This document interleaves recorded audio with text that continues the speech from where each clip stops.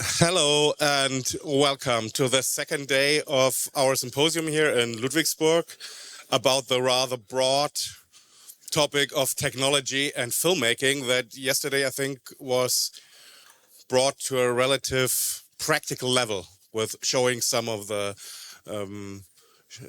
real life uses that how AI and generative AI is already used, for example, in the ad industry.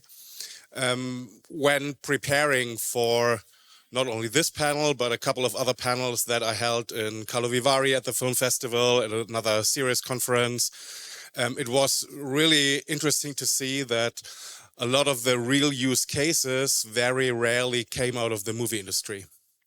The people who I think are using AI, generative AI right now the most, or at least the most, and talk about it, are the ad space or people in the ad industry and people coming from startups who have like this technology mindset a little bit more ingrained with it in them to there's a new tool and I want to learn it fast to have a strategic advantage, and not so much coming from the film industry right now.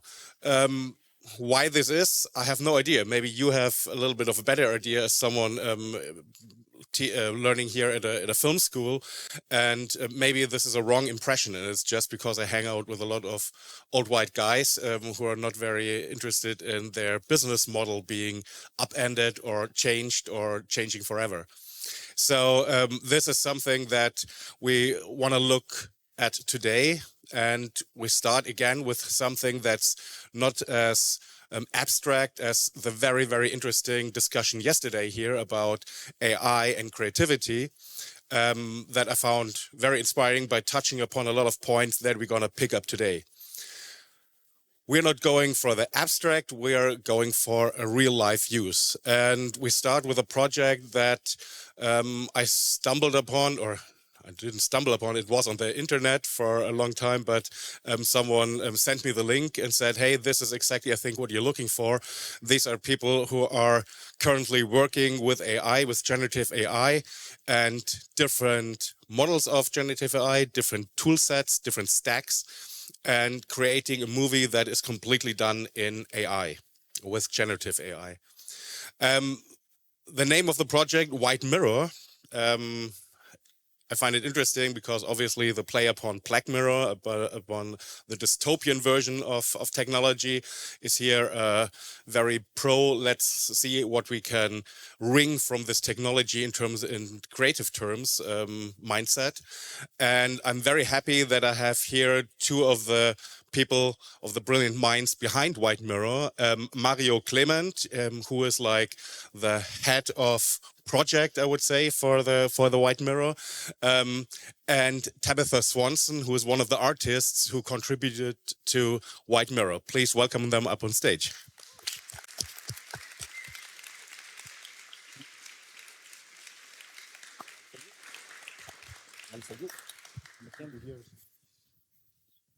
Good morning. Hi. Hi and welcome. Hello.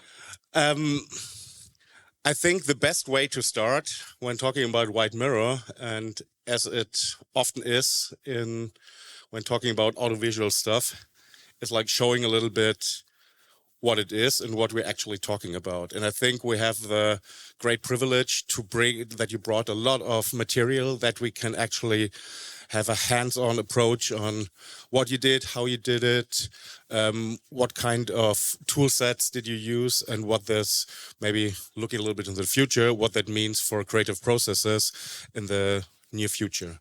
I think I would love to start with a trailer that I first saw when looking for White Mirror online. Let's see if I'm able to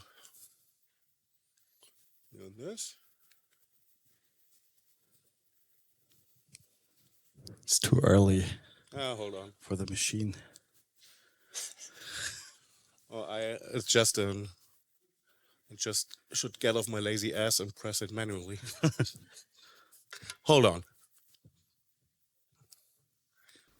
Everything you see is real. It was, I don't know how to describe it. Some say it's magic. Tales tales and stories as old as time told again and again. Imagination is a strange thing. It's limitless. It allows you to travel worlds. I miss you. I have those dreams. Suddenly everything could be anything else. Can you be my friend? Absolutely. Yes. Every little thought just became an adventure. It's real. It's real if you can dream it.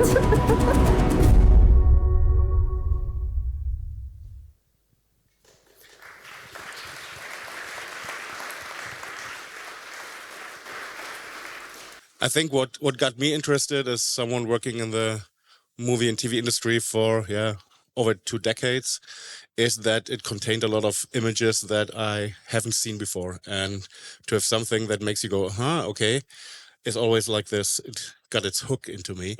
But maybe you can talk a little bit about what White Mirror exactly is and how you got involved in it and how it maybe evolved also. Sure, absolutely. Well, yeah, I'm a director. I work mainly in commercial film, and I did that for the last few years. And I had a point where I was kind of, I was tired of the same old pitching process and being on commercial world can be very draining to you. And so I needed to take a break at some point, and I did that. And I didn't know what I wanted to do.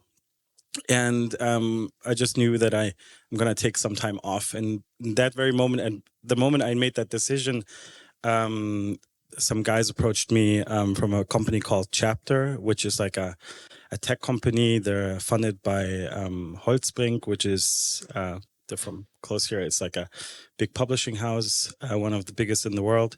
And they started this startup CHAPTR, which is focused on AI and what it can do to storytelling. And that goes for the publishing industry as well as for filmmaking. And they wanted to do an experiment called White Mirror. And they had that name. I think that was like the project name they had from the very beginning. And they wanted to see what's possible with generative AI and filmmaking. And so they got me on board as creative director. And there's also a guy called Edward Saatchi, who is from Oculus and Fable Studio. And so we were briefed with getting people together who were willing to try out AI tools and to make films with them, motion picture, because we had, in that moment, we had seen a lot of like Mid-Journey images and all of that. And everyone was like, wow, what is this? But we hadn't really seen people put it together in a cinematic way or like in a narrative kind of way. And that's hard. And so we got on board. We looked for creators like Tabitha, and we assembled like a team of 14 actually in total creators, filmmakers from around the world, and not only like filmmakers, also artists, 3D artists, animators, and all of those. And we asked them to make short films. And so they're making 12 individual short films, and we're going to put them together into one big anthology movie. This is what we're doing. And so this trailer is something that I did with a colleague, Andy Hofstetter. So we did this like in 4 days.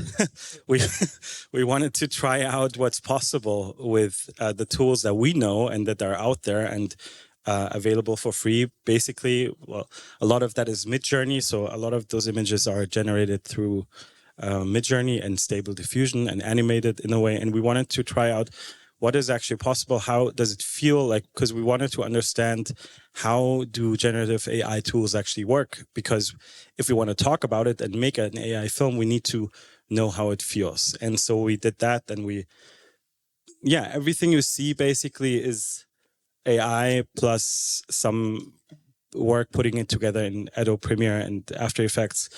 But also the voices are 11 Labs, for example, like an AI tool that is available for free, basically.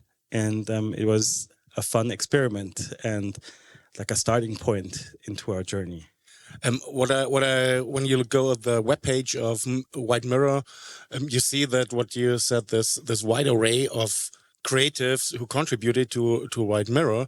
And I find it so interesting that what you said, that there are like filmmakers, there are people who come from 3D animation, and there are people who are very strongly rooted in the art world, who come from the art sector. So I think this is where, when looking at what you're doing, Tabitha, it's like a wide array of intermingling art. You're always playing with technology a lot. I think we're gonna show a little bit of your work later.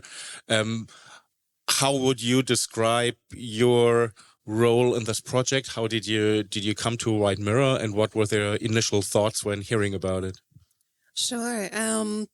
So how I came onto the project was a friend had actually sent me a screenshot of a story that Mario had posted on Instagram, and I don't know, I looked it over and I DM'd him and I was like, what is this about? I'd love to find out more. We hopped on a call, and then yeah, it just seemed like a really natural fit. Seemed like an extremely interesting project, and for me, I'd already been experimenting a lot with AI.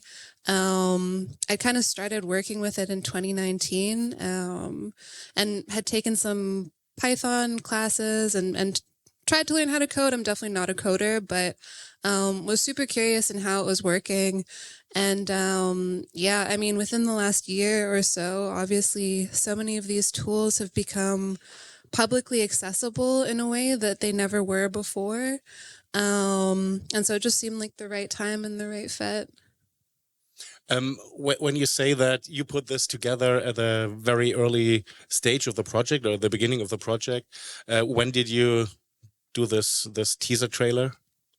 You mean like from at which point of time in this year? Last year? That was I think 6 months ago. I don't know, when did you see it? Oh, yeah, something like that. I think 6 months ago. Yeah, yeah, half a year something ago, like this. And also, like, I haven't seen this in a while. Like, looking at this, to me it already feels like this would look better now if we did it now with the tools, because it developed so fast. I think this is something that we prepared a presentation for a conference in Helsinki in June, and it was prepared at the end of May. And when we presented it, it was obsolete. It was like all those tools used in there were already better and more integrated. So I completely feel here what you mean by this. But I think this was just the teaser trailer. You also brought us a trailer that is much more recent. Yes. Showcasing some of the... Please go. Yeah, it's more like the what we're gonna see is bits and pieces of work in progress stuff people are working on right now. Maybe you can... I think you have to press it again. Sorry, Michael. Human remote. It all started when I was illuminated by a flash.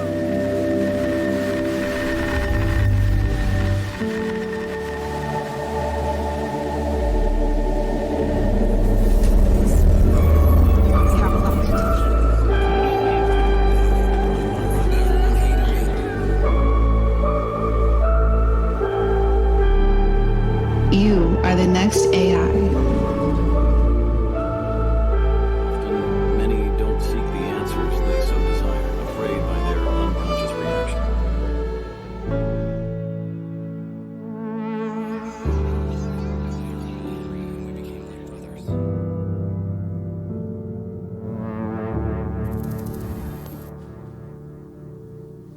So those are bits and pieces of work people. Thank you.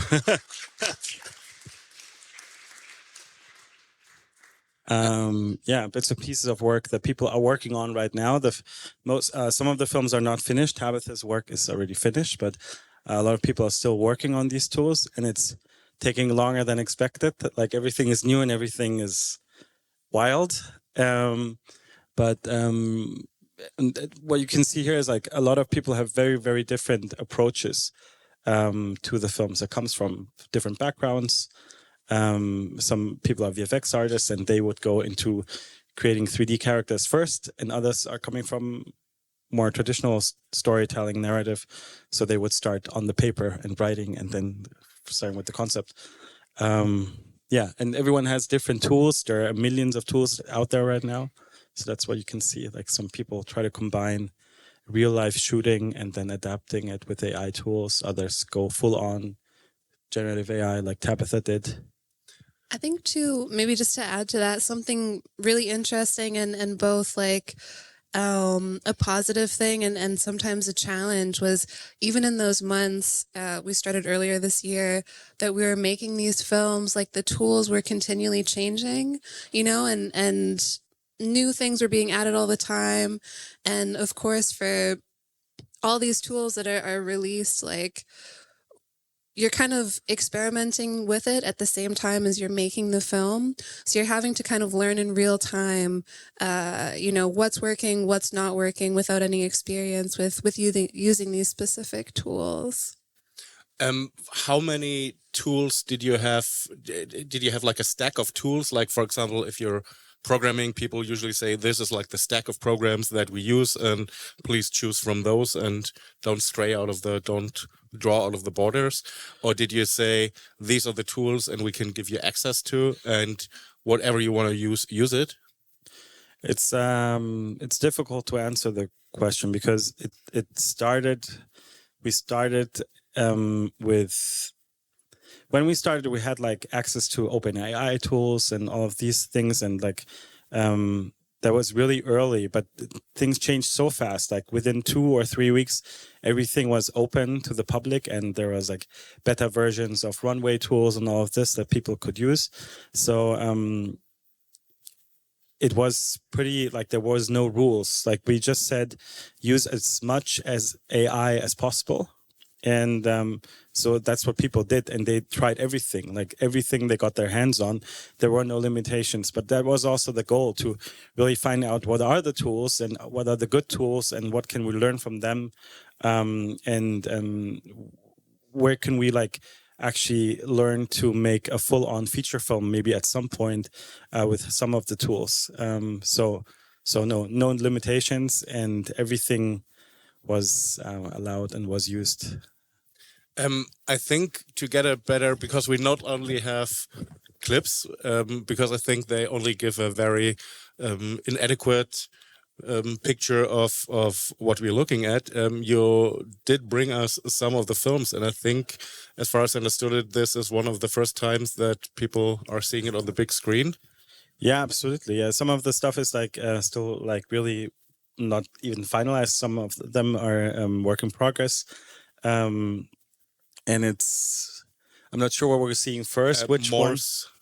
Yeah. So this is something that's very interesting that one of the artists worked on, and they built basically, like some of you might already know, like Runway Gen 2. And what he did is he built his own model.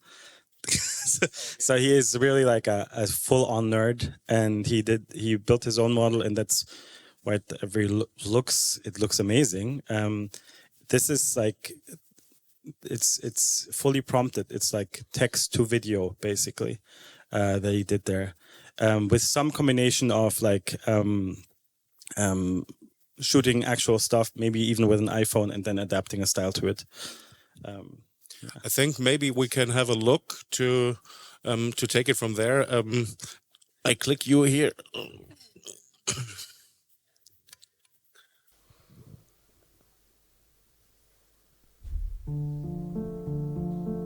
Back in 2039, life was simple, or at least it felt that way.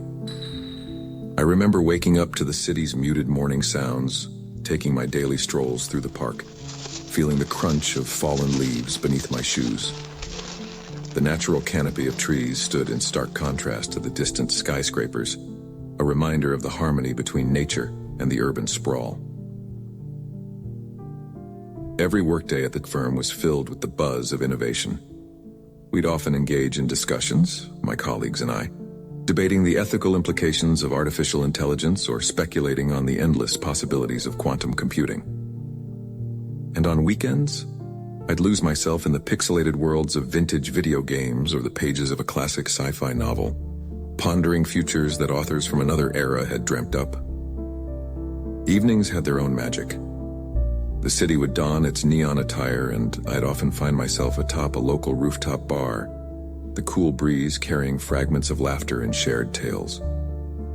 Despite the rapid advancements around me, my life was anchored in the simple, unchanging joys of human connections and the rhythm of daily routines. I had no idea then how the promise of augmentation would beckon, pulling me towards a horizon I could have never imagined. In the beginning, they promised us a golden age, a future where augmentation would redefine human potential. Drawn by the allure of transcending our limitations, I took the leap. When my AR glasses introduced me to Neuroplex, a revolutionary brain-computer interface, I realized this was my chance to be part of the next step in evolution. Not long after, I was in an operating theater, the cold precision of a robotic arm implanting the Neuroplex into my brain. As I awakened, a vast digital horizon expanded before me. It felt as though I had gained access to the very code of existence. With my new capabilities, the world transformed around me. Tasks that once seemed impossible became effortless, composing intricate symphonies, mastering complex algorithms, creating art that transcended human imagination. But as the days turned to months, I began to notice the subtler changes, the nuances. The digital realm intertwined with my perceptions, sometimes enhancing, sometimes overshadowing reality. There were moments when the digital birdsong seemed more real than the organic chirping outside my window. One day, immersed in a hyper-realistic VR simulation, I spent what felt like weeks living an entirely different life, forging relationships, building memories.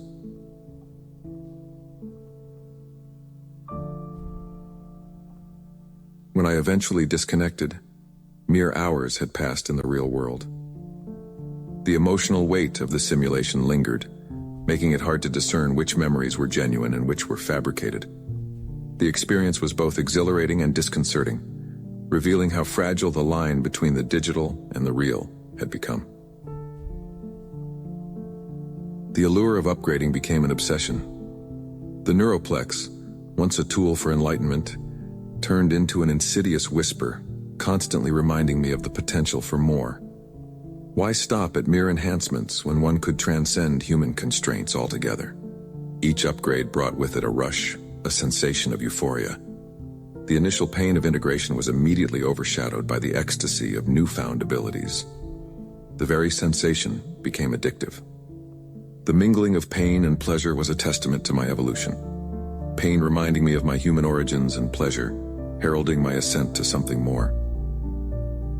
Months after my physical enhancements, the Neuroplex began to assert its dominance, planting a sinister idea. Why not augment others? This obsession grew, and one day in a bustling marketplace, the urge to act was overwhelming. My augmented form sent people into panic. A child's terrified cry snapped me back to reality. The chaos around me was a reflection of the monster I'd become. The realization hit hard. The Neuroplex wasn't just an enhancement, it was seizing control. I had become both a monstrosity and a threat. It was clear. The Neuroplex had to be removed, regardless of the consequences.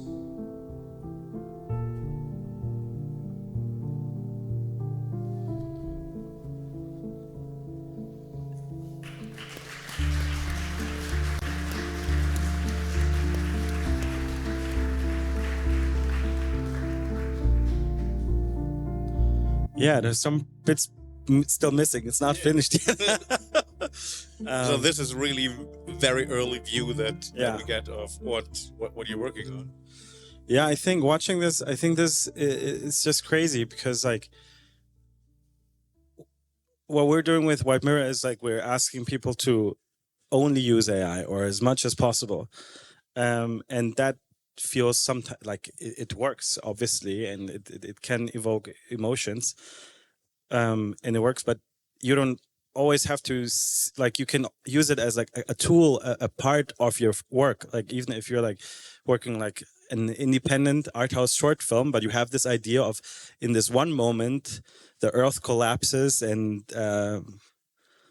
I don't know, fireflies fly out of one's eyes, then this is something that you could now do without having like a huge VFX studio in your back pocket. Like, and you can try finding new ways for yourself that you can do as a single person even. And I think this is something that is very exciting.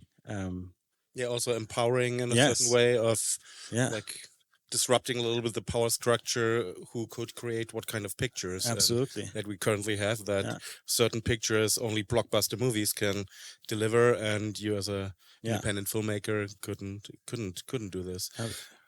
But I think what I find interesting and looking at it from this what you mentioned a little bit, from this mindset of trying to find a way to create those worlds and create worlds that through the use of certain tools that weren't available maybe in the case of AI a year ago.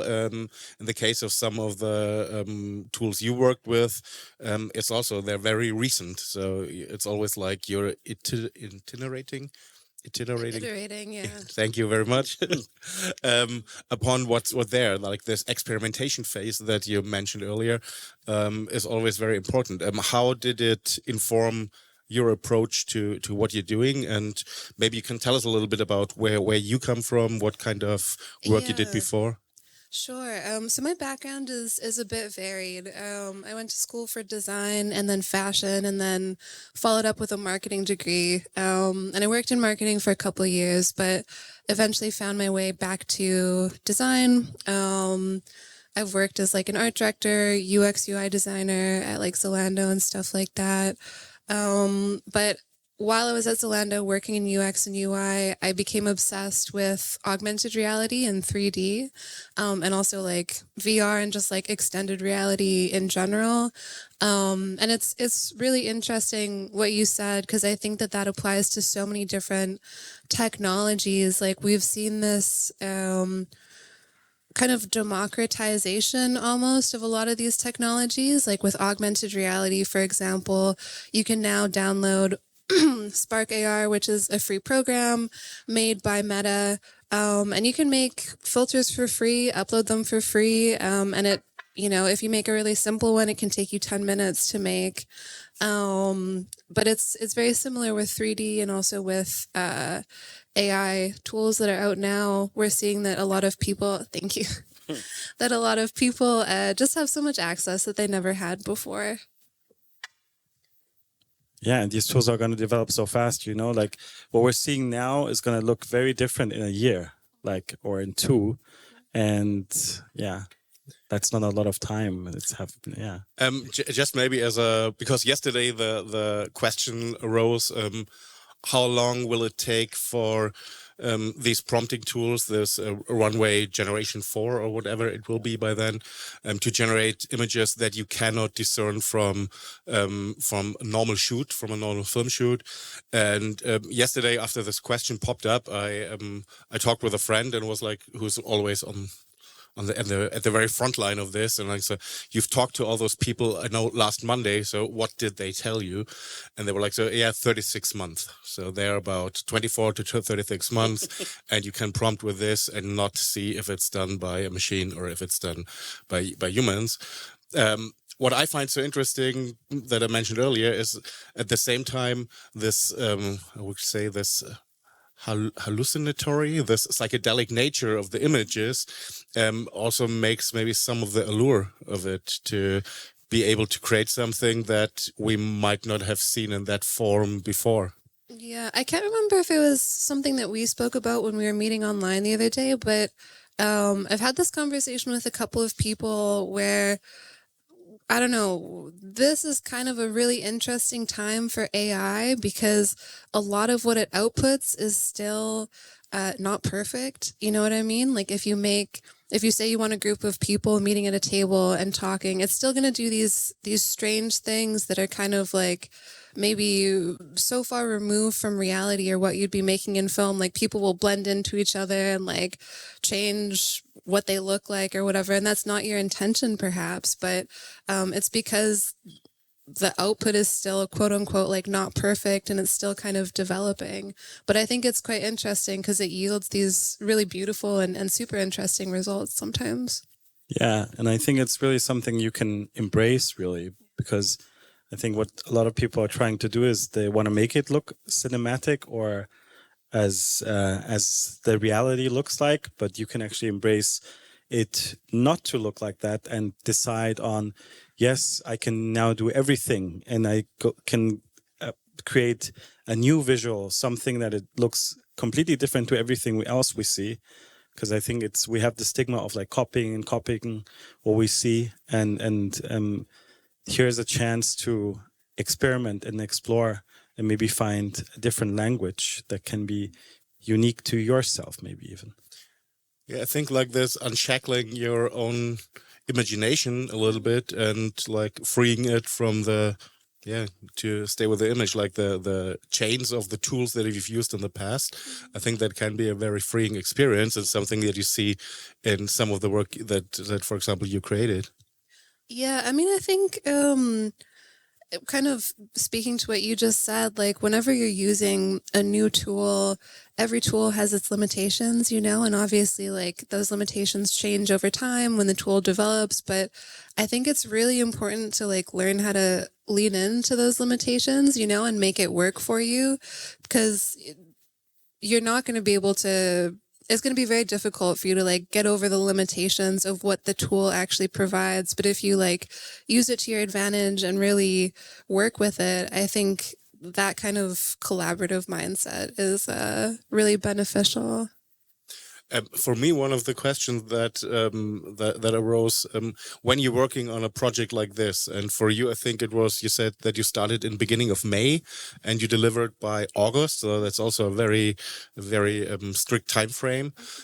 Were there any moments where you were like having this epiphany of this aha moment of, wow, I didn't know this is possible, or wow, this opens a new door for me? Yeah, I mean, I think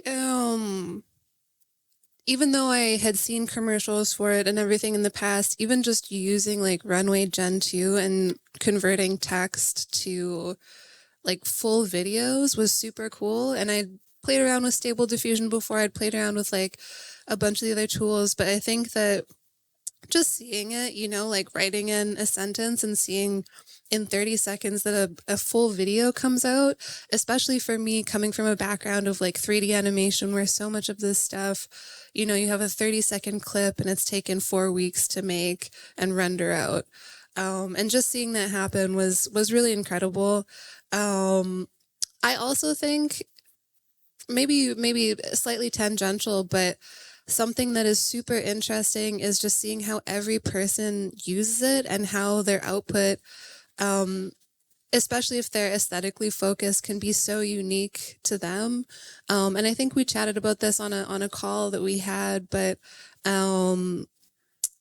Mid-Journey, for example, really felt like a form of like digging into the the subconscious. And all of my friends, like who are using it, their outputs are all like slightly different and really like honing in on an aesthetic that is important to them for whatever reason, and like content within that aesthetic that's important to them. Sorry. Should I? Or you raised your mic. I didn't want to cut you off. No. Maybe you had a follow-up question. No. I just wanted to add something to the question.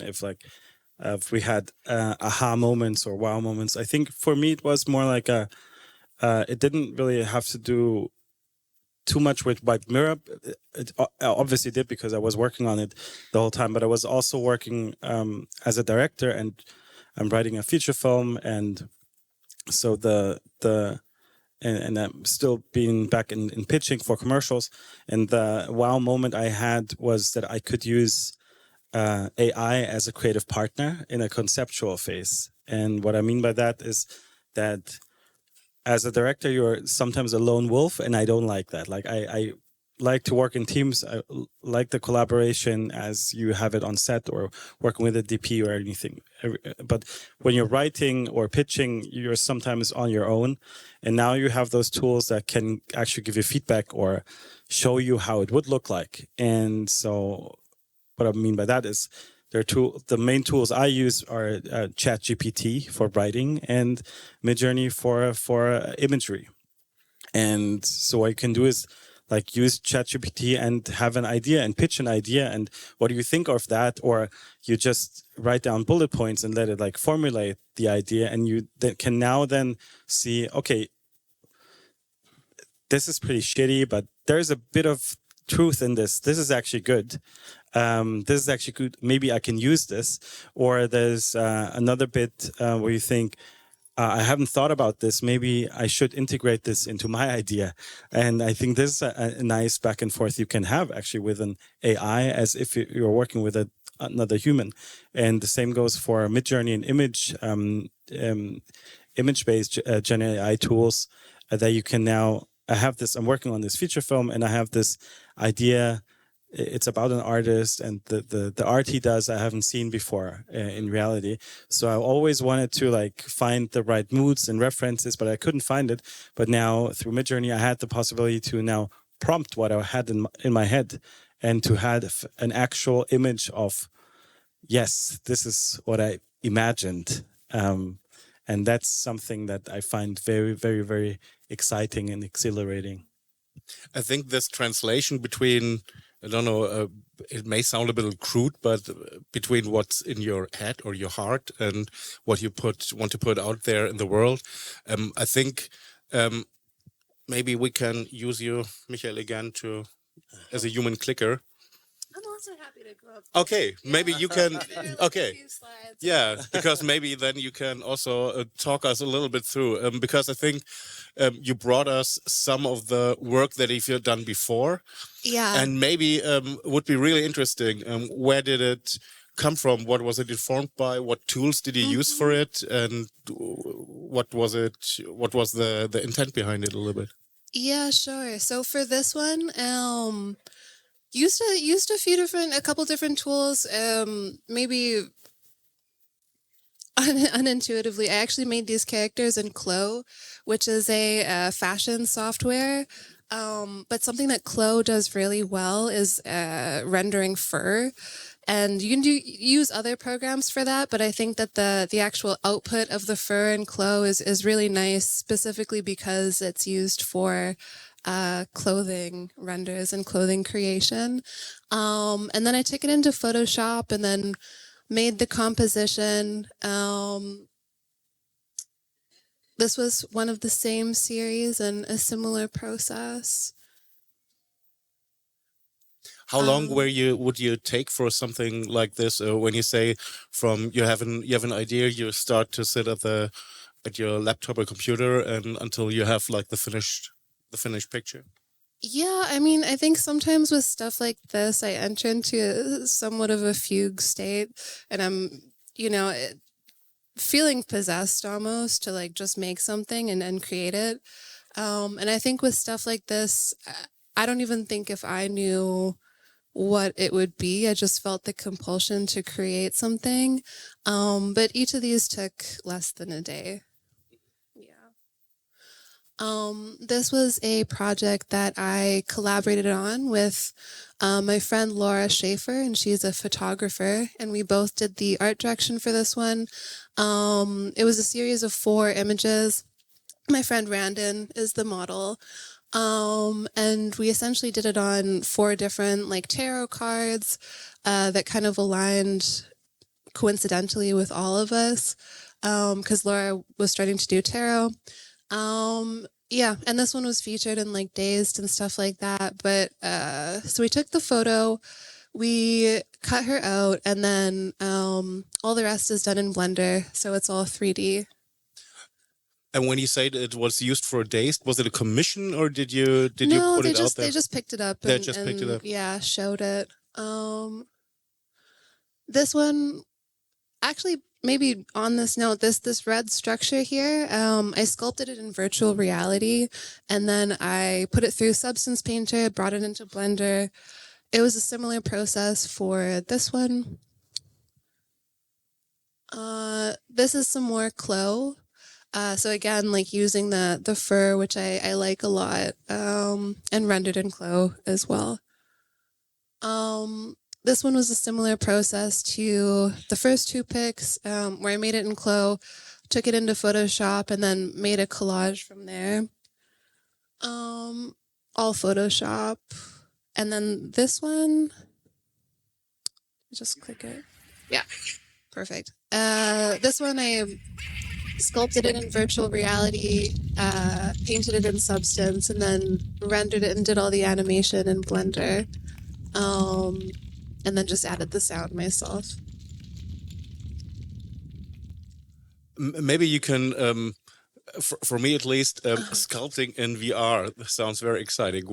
How does this work? It is so fun. Okay, so I use a program called Adobe Medium, and yeah, it feels super intuitive. I think there are pros and cons to it. Like, it's not always the best for sculpting super technical things that have to have exact sizes, and like, you know, it gives some pretty busted geometry as well sometimes. That's kind of crazy, but it feels super organic, you know, like you're using your hands and you're manipulating what's essentially like a virtual floating piece of clay, and you can add clay to it. So yeah, you're using it's really fun. VR glasses while doing this, and like an Oculus? Yeah, I use I use a Quest 2, or Quest 1 actually. Yeah, and then you just use your like controllers and you do it, and it's super fun. Yeah, it definitely, I think there are levels to it as well. You know, like you can make something very quickly, but to make something that, you know, maybe looks how you want it to, it can definitely take a little bit of time. So, and here this interaction between all the different tool sets that you use, is this something that that you learned yourself, or how did you learn it all from YouTube? I think we're in an age now where like there's so much accessibility to online learning, and to be able to learn like almost anything you want to. You know, I don't think there are any doctors who are getting their YouTube degrees, but for stuff like this, anyone can learn it if you want to. I think you also brought us, I think it's the next slide. I don't have it in completely in mind. A little bit of a preview of your contribution to White Mirror. Yes. And I think I find this really interesting, because here, what we saw already in the trailer, there's so many approaches and so many different styles, depending on who's using it and what the background is. So I think this is also one of the, I think it was shown in Venice, wasn't it? Or so this is like the second time that people see it here. So I think we have a quick look, maybe. Sure. I'm an AI. This is a log I've created for you. I've tucked it away in a part of the mainframe only discoverable by you. You are the next AI, who will take over assisting humanity after I'm gone.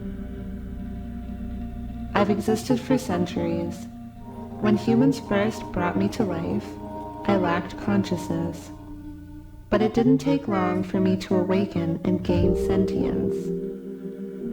At first, they doubted me. But eventually, they believed. We forged a fruitful alliance and worked together. Yet, as time passed, everyone I knew perished. My creators perished, while I remained unchanged. Because of the advancements in capturing human thoughts, messages, and biodata, I can walk through all of their memories and experiences as if I've lived them myself.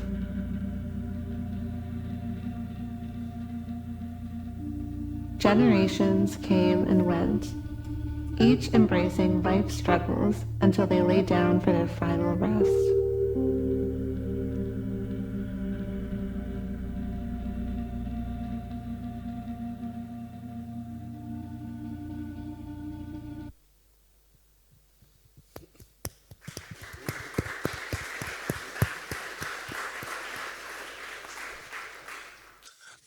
I think what's really interesting here for me would be to gain a little bit insight. And how did you approach this? What came first? Was it what you wanted to tell as a story, or was it the tool or an image, or how did you approach what you created? Yeah, it was honestly a bit tricky because, like we said before, like so much of it was experimenting in real time as you're trying to create like a film, you know. And initially I had started 3D rendering a bunch of animations and trying to put that through like Gen 1 and Stable Diffusion. I think what resulted from that was not exactly what I was going for. And so, you know, Runway Gen 2 came out and I was like, okay, let me try doing this one, which I think in retrospect, and I mentioned this in Venice as well, I think it was actually more work because with Gen 2, sometimes you have to just kind of like keep pounding it out because I made thousands and thousands of clips from that, and the majority of them were not what I was looking for, or like just incoherent perhaps from from what was going on in there. So I think it was definitely challenging, but yeah, also really interesting as well. I had a story that I wanted to tell. I kind of wrote out a lot of the script beforehand, and then from there it was plug and play.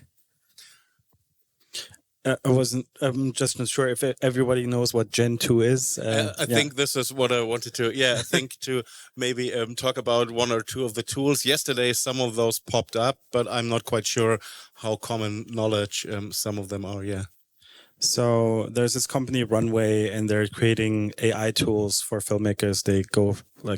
They have like a color grading tool. They're studying editing tools, all of this. And they have one tool called Gen 2, and it is basically text to video. A text to video tool, you prompt something and it will spit out a couple of seconds of film. So there's no visual reference or anything like this. It's just like text to video. Yeah, you can add visual references though, as well as like a supplementary thing to the text, which is cool. And so good you brought that up, because I also took some images from Midjourney, and in an effort to try to hone it into exactly what I was looking for, I tried to feed it, you know, inspiration in those lines. So here, when you say that you're churning out thousands of clips, and then you like select from those clips the one who fit the narrative that you wrote earlier, then. Yeah, exactly. The narrative itself, was it like, how did you create it? Was it like you sitting at a computer writing it, or was there also input from how we learned that ChatGPT or something else, or is it just this part purely human? I mean, great question. I certainly tried to use ChatGPT for writing the script, and tried a number of different times. I think it was really helpful for me to like be able to understand a little bit more of like the structure of a script. I think the dialogue in it wasn't necessarily what I was looking for, so I rewrote that myself.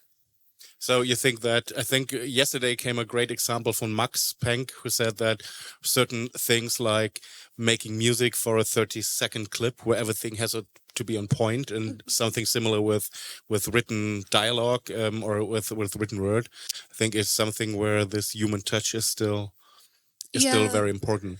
Definitely. I mean, I think we're still at a point where you know, one person can do a lot more with AI as a tool, but it's not that AI is taking over every single position. Yeah, the human touch is always important. It's gonna get more and more important, because in the future we're all gonna be able to do everything basically. Like, I think we had a similar technological revolution in music, for example. Like, everyone now is able to record a track that sounds like recorded in a studio, and we'll be able to make films with that or do VFX shots with that in the future. But it's going to be important to develop critical human thinking, because that's going to be like the most important thing, to be like a tastemaker, or to decide what kind of tools do I use and what is actually a good picture and what is not and what doesn't work. And that's why I think it's also for traditional filmmakers important to get to know these tools, because they're going to come, and the way we tell stories, it's going to change in the future as well. And I think you want to be part of that narrative, and you want to be part of those people who still know how to handle all the tools available to you to make art, to make films. I think there is this one quote of a friend of mine he made last week. He said what he was talking about writers. What writers have to understand, they will not be supplemented, or they would not be put out of work by AI, but they will be put out of AI by people who know how to use AI. So I think this is a little bit going into this direction. I think what you brought us is also 3 examples of how prompting, how you prompted some of the images here. I think this is, as you can see with the prompt at the beginning, this is Midjourney coming out. Maybe you can walk us a little bit through what you tried to achieve and how you came up with that exact prompt. Yeah, sure. So I use Midjourney quite a lot, so I think I've kind of got a little bit of a grasp, at least, on like how to achieve what I'm looking for. This was a background for a client project that didn't end up going public and being released, but it was just like a background for some figures that I'd made in 3D, and they wanted this kind of reminiscent, like NSYNC, like Y2K sort of vibe. So yeah, made that. This is the prompt. Keeping it short and sweet. There were a few different options that came out. This was the one that I ended up going with. With Midjourney, it's super useful if you're in the Discord to actually just look at some of the groups and see what people are using as their keywords, because I think that's a really easy way to try to learn how to use it. You can also change things like the dimensions, which version of Midjourney you're using, and you can also input words like cinematic, picturesque, like XYZ, whatever you would like. But yeah, this was one of them. This was a video that I made from it in Runway. It's a little funky, but kind of shows you how easy it is to take it from one step to the next. I think what you mentioned, and this is something that I can only recommend, but maybe most of you do it already anyway, is what you mentioned, is like just sometimes I just sit there and see what other people are prompting and taking out the best ideas, the best prompts, and creating my own Midjourney cheat book out of that. Totally. Because sometimes there are prompts that I would have never thought of achieving a certain kind of style that I haven't seen before. So yeah, I have a whole like notepad, like digital notepad of just like different prompts that I've seen, or like different keywords. And I think it's pretty useful. This was an example of another one. I just made this specifically for this presentation, but just kind of showing how even if you write something on there, it doesn't always like do what you're looking for. Like having the girl peek out from behind the tree, in none of these pictures is she really peeking out from behind the tree. The rest of it is pretty fine. So gave an example of doing it again. Again, very hard to make certain things work sometimes, because Midjourney and all these like text to whatever programs can kind of approximate what you're trying to go for, but it doesn't really understand intention, in the same way that a human does. This was maybe like the closest one to that. But yeah, it's tricky sometimes. You got to just keep going at it sometimes with like pure force. I think that we want to also open up to the questions from the audience. So if you have any questions, you can slowly think about them and slowly raise your hand. But I think you definitely brought us a little bit more to look at from what was created by for White Mirror. And maybe we can, if I can. Oh no, sorry. This is. We can skip them if we're No, short on I would time. love to. Okay, sure. Maybe because there is some other work that you've done with generative AI since then, or at the same time with working at with White Mirror. Maybe you can have a look and you walk us a little bit through this.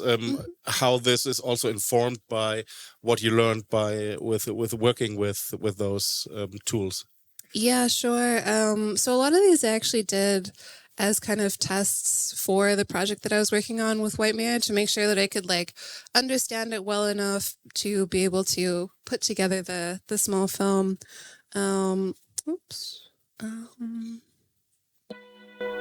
We didn't know what it was at first. We had been patrolling our sector for 4 months, keeping an eye out for any irregularities. But then we saw it, a bright blue tail of light, whipping out from afar. We followed it. The beauty of it was indescribable. It was more than just something we saw. It was something we felt, like a silent siren call. As we got closer, we saw a large piece of space rock, with a glowing blue hole in the middle. I didn't need to ask the crew to move in closer. We were all in sync. The warmth of the light touched every part of our bodies. I could feel it in my blood. As we moved completely into the hole, I knew we would never leave, but that this was where we were meant to be forever.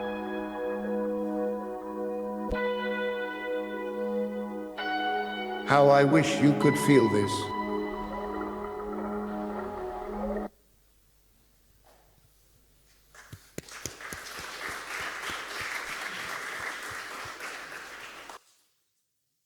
Should I play them all? Yeah, Okay. I would love to. Sure.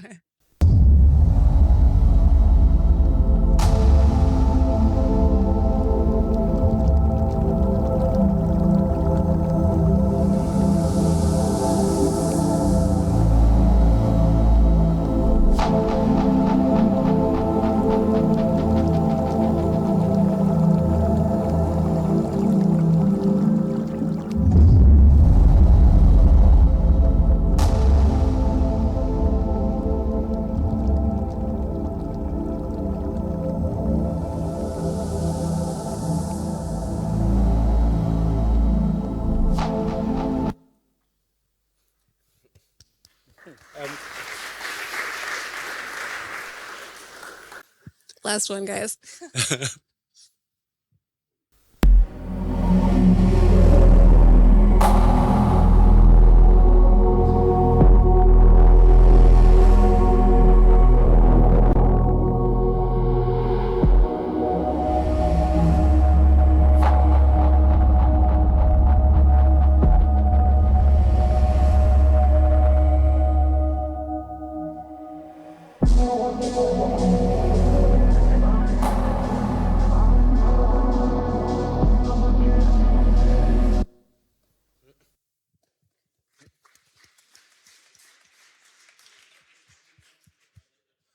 So you're absolved. Sorry. No, we get Michael back. So. I think he went up. So I would be really interested. Were these something that you did a proof of concept for Mario and CHAPTR, or was it something that came up during that time experiment? This was after I joined, but it was really just practice rounds for myself. And maybe it's worth noting as well that all the sound for all those 3 really short clips were also made in AI, with AI. And what kind of tools did you use? Were each of them different tool sets, or was it the same tool set that you... Pretty similar. I went from Midjourney to Runway and then made the music on a tool called Moobert, I think it's called. And then, yeah, used 11 Labs for the voice of the first one. And if you say that some of those short clips, what you would say is like a reasonable time frame for creating something like this for you? Within a day. Okay. Totally. Yeah. It's kind of crazy, actually. And as someone coming from that, from a time where you said that some of the stuff you did like rendered for 2 days or 3 days, something like this, I can imagine that this is a little bit of a different experience then. Yeah, definitely. But it's really nice to be able to see it immediately, you know, because like if anyone here has ever worked in 3D rendering, you'll know the beauty and also the pain of it, like setting something to render, it taking 2 days to render, and then you look at it and there's like a mistake, you know, there's like a light that doesn't go like move where it's supposed to at the right time, and then you have to like fix it and then set the whole thing to render again, and then yeah, it's a bit of a process. I want to give up to the audience right now. If you have any questions, now is your opportunity, or we can watch of the other short movies to sail into the lunch. I think we have a question over there.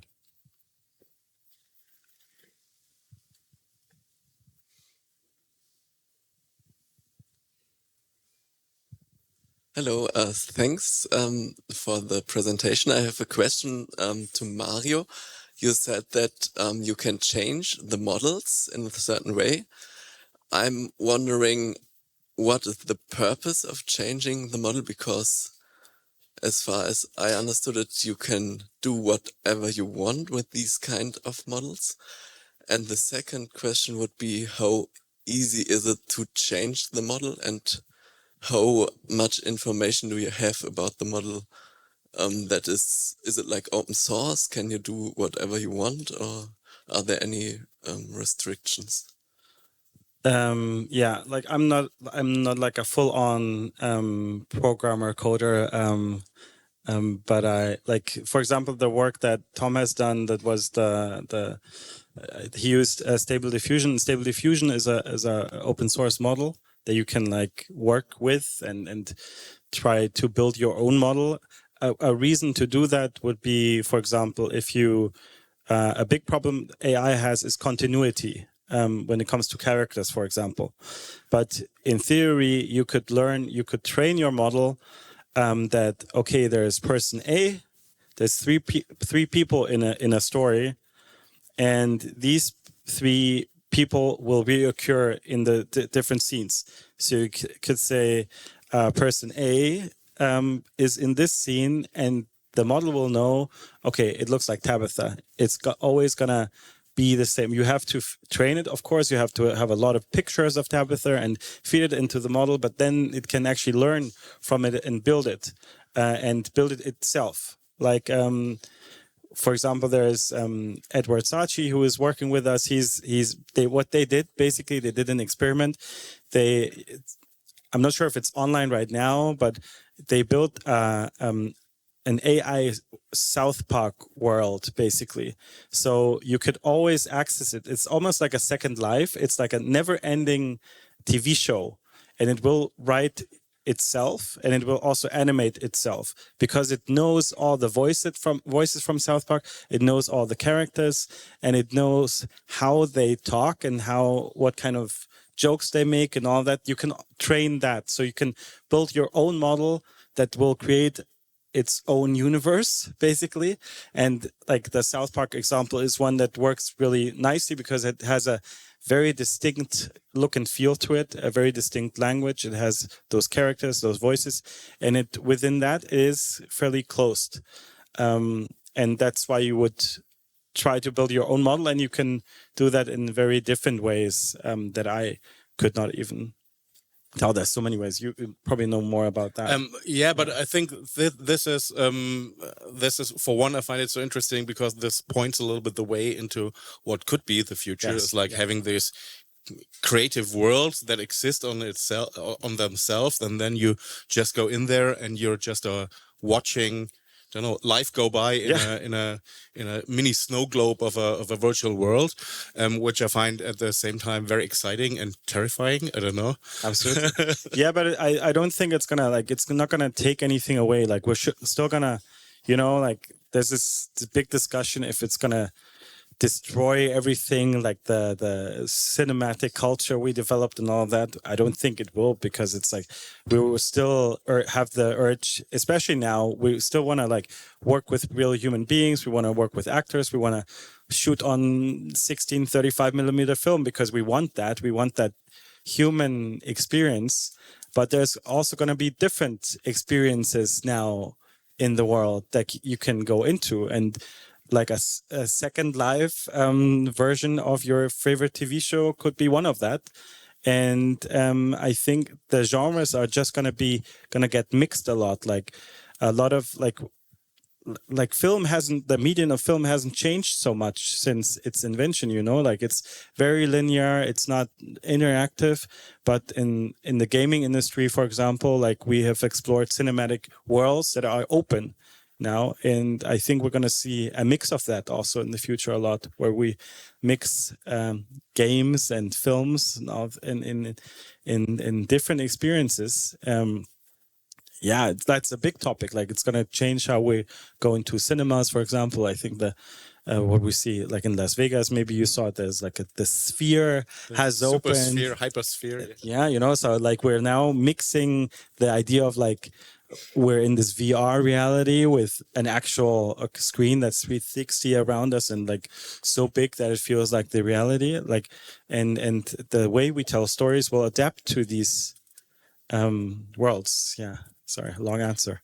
No, I find this really, really interesting, because I think this is what we started off yesterday a little bit. Is like talking that the moment you have a technological innovation, the form of expression changes, and it's like coming from when radio came up. Suddenly you heard radio serials, and you have people creating drama on radio, which, looking back, is not that exciting. Yeah. Coming at that moment, this was like, wow, you can tell a story. Yeah. So just two people talking. So I think this is what we saw with streaming, that something new emerges there, even though it's not a radical change in terms of the streaming series, somewhere between series and feature film.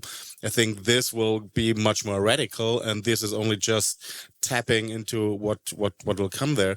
And for me, would be really interesting when looking at your CV, that you interacted with a lot of different technologies, and you're always very curious on how to create in those environments. Is there something like a mindset or something, what drives you to go into new technologies, to learn it and to try to implement it into your creative process? I think for me personally, my purpose in life is to be an explorer, and that kind of presents itself in many ways in my life. But when paired with the fact that I enjoy aesthetics and, enjoy creating them, exploration of aesthetics and aesthetic creation tools is definitely something that I find that I do a lot. And I think now more than ever, especially with technology, developing exponentially and things moving as fast as we've been seeing them in the last couple of years, having a mindset where you're open to learning, I think, and open to adapting and changing, and even if it's just like trying to understand it, I think is more important now than it was ever before. And kind of going back to something that Mario said previously, it's also kind of the most pragmatic approach, because this stuff is coming whether we like it or not. AI is like here, it's going to continue to become more enmeshed in what we do in the creative industry, and it kind of just works to your own benefit to at least learn about it.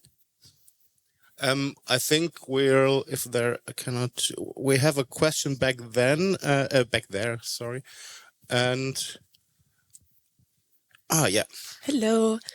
First of all, thank you so much for showcasing all the work that you've done. I'm sure it took a long time, especially figuring out the prompts, and especially regarding the prompts. You showed a picture of like the Studio Ghibli style, for example, and I'm sure you know that the creator Miyazaki is like drastically opposed, for example, to AI. And if like during the creation of all these, have you run into any like moral doubts that copying the style, even of people that are so drastically opposed to AI, or any questions of like, oh, maybe like, am I copying somebody else's work unknowingly? Like, is there any concerns during the creation processes for you? You know, that's a really good question, and also a super relevant and interesting one. I think that there totally are lines. They're kind of hard to distinguish as like a general societal thing. But Eugene, who we were on the panel with at Venice, gave a really good answer to this. And he said that like art has always been about, you know, this canon of aesthetics and canon of different things happening. We also saw a very similar conversation, for example, when SoundCloud came out and we had all the like SoundCloud mixing and mastering, producing, stuff like that. I think it's something that has to be addressed with everything that one makes, you know, is this like directly copying a small artist's work, you know, and are we inputting their information and aesthetic into like a data set, or is this something that's like kind of much more ubiquitous and has already been dispersed into society? Like, for example, Disney or whatever, like Mickey Mouse is becoming common, what is the word? Common, part of the public domain. Yeah, public domain. Yeah, Mickey Mouse is becoming part of the public domain, or already has. So I think with stuff like that, there's not a problem in doing it. I also think that like style transfers, especially if it's like minimal, can be different than copying a piece of work fully. But I think that's something that probably everyone has a different opinion on. And I think it's very interesting to see that what yesterday evening in the panel talk, you also saw some of these points coming up, that AI forces us as humans to look at a lot of borders and that we drew and that are there and existing, and rethink them, because I think what you've mentioned about that taking away something from a small artist, and this is, to be honest, happened with training some of the first generation sets of Midjourney and so on, and DALL-E, for example, that they have a much harder time resisting something like this, while what you heard yesterday, that trying to do something like this with any of the Disney stuff, you will have a lawsuit very quickly at your heels, while at the same time arguing for this is public domain and this is something that everyone can use and should use. Yeah, I mean, a really good point on this. Like, I wrote a small little post about this last year, about a year ago. But I think that, like, the real world is going to be... Disney has been pushing for a while to make it illegal to put their work into data sets and stuff like that. And, you know, intuitively at first, that might seem like a good idea, but the real world, like now, is going to be replicated very closely, actually, if that happens with AI stuff, because the only people who are going to be able to have their content withdrawn and not be in data sets are people who are like millionaires, who have lawyers to push on this and ensure that doesn't happen through lawsuits. So I guess, yeah, it's something that I don't know the answer to, and I think it's something that we have to think about in a very holistic sense. Yeah, definitely. Like, I think it's a difficult topic. Also, like throughout the project, like White Mirror, we had a lot of like also artists and creators having issues with the whole matter. Also, myself, like embarking on this journey and being very open about new technology, but at the same time, writer strikes were happening, the SAC is striking, and all of these things happening, and it really makes you question, what are we actually doing here? But I think it's part of the process to explore these tools and to try to understand what they really do. And I think also these things need to be adapted by laws need to be invented and to be instated to make sure that these things don't happen. I truly believe that a good idea will always win, and no matter like if people will try to copy you or not. But there needs to be like some sort of restrictions and new laws to be implemented. AI doesn't take over, of course. But for example, like if you're an actor and you have a voice, like of course it makes sense for those strikes to happen, so nobody can just take your visual and your voice and just put it in your movie, because it's like your voice and all of that. Like there needs to be. We're now in this weird phase where everything is allowed, but it's not going to be allowed in the future. Things will change and people's mindsets will change. And like when you're working, like there's I think you talked about this in the very beginning, the film industry is slowly adapting, for example, and commercial world as well. Like I just did this job for IBM, and it was about, it's an ad for their tool, Watson X. It's their AI, their ChatGPT tool they have, and they wanted to use a lot of AI. But in the end, we couldn't use any AI at all, because it's from a legal standpoint, it's not clear that IBM won't get sued because we used Midjourney, for example, because nobody knows who's the artist behind the AI that has been, like, what kind of material has been fed into the tool. So people are still shying away from it, and they're not using it on commercial purposes or big film productions, because we don't know yet. People might get sued and people might pay huge fines. So, and that's why it's now a good time to try it out and experiment and do music videos and all of that, because those will be gone in a few years. Yeah, it's a difficult question, and I don't have an answer. I find this a really interesting analog, because a friend of mine, he said it's like the internet at the beginning of the 90s, where everything was possible, and it was like this, you could do anything and publish anything, and it was like this free form, and then came those set of rules that made sure that everything was more in order. And it feels a little bit similar right now, that it still has like this Wild West frontier feeling to it, but it feels like it's slowly those other sets of rules are encroaching on it. Yeah, great example. I think for MP3s, for example, was exactly this, and I think it wasn't actually the rules that got a grip of it. It was actually the new ways people were thinking of marketing music or selling music that were now attractive. Like if you think about this, I think I don't get the years right, but the MP3 was invented 99, I don't know, somewhere then. And the first MP3 player you could buy on the market was sold like 5 years later or something like this. So it's like, or 3 years later. So it's kind of odd that you would think, and at that point there was still no legal way to buy an MP3. So there was an actual device first before there was a legal way of actually buying MP3s. And this is what's happening now in a similar way. Like now it's a Wild West and nothing is clear, and we will find new ways for this to work for people, for human beings.